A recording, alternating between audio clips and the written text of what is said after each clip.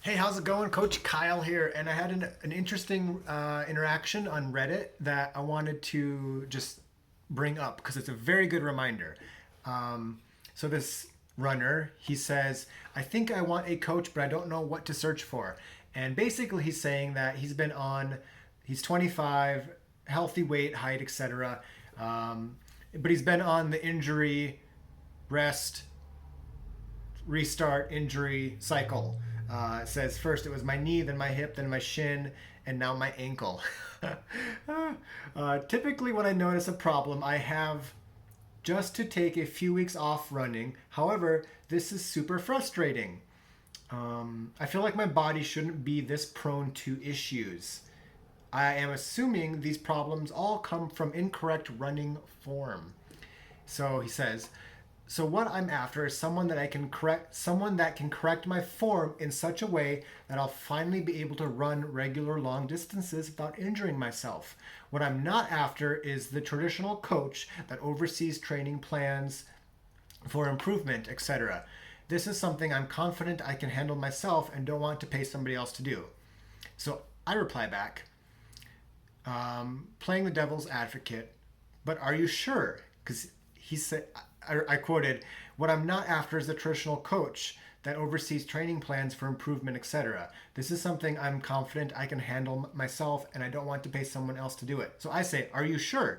I say, "No offense, but training load modulation plays a huge part in avoiding the injury, rest, train, injury cycle. Making sure you're not running your workouts too hard, making sure you're running your easy general mileage easy enough, getting enough rest days, doing appropriate and consistent strength work, making sure you're not running your workouts too hard, too easy.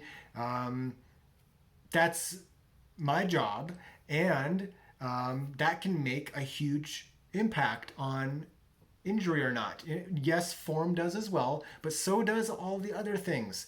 And I gave him some suggestions. Look for a local physio that does this, or here's a link to an online one that I've used for running technique analysis.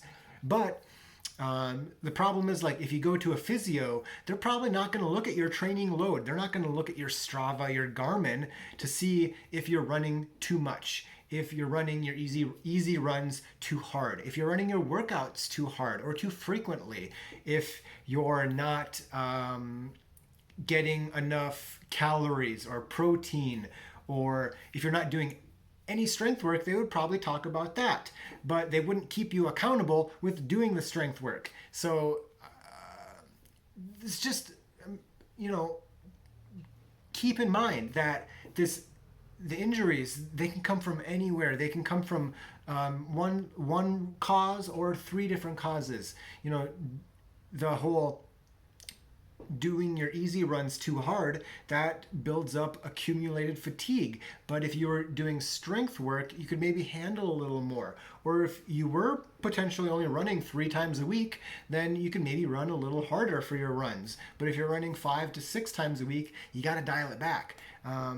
And this is something that I look at, and oftentimes as a coach, my job, especially early on with working with somebody, is to get them to slow down so they can feel good during their runs, run more volume, more frequently, more consistently, and like I said, feel good and not be injured, not have ankle, hip, head and shoulders, knees and toes injuries come up that cause them to rest and restart over and over again. So if you've had this problem before, if you've been on that cycle, then feel free to get a hold of me, and we'll just chat for a half hour, see if we can do something together that makes sense, that can get you back on healthy, consistent, and sustainable running.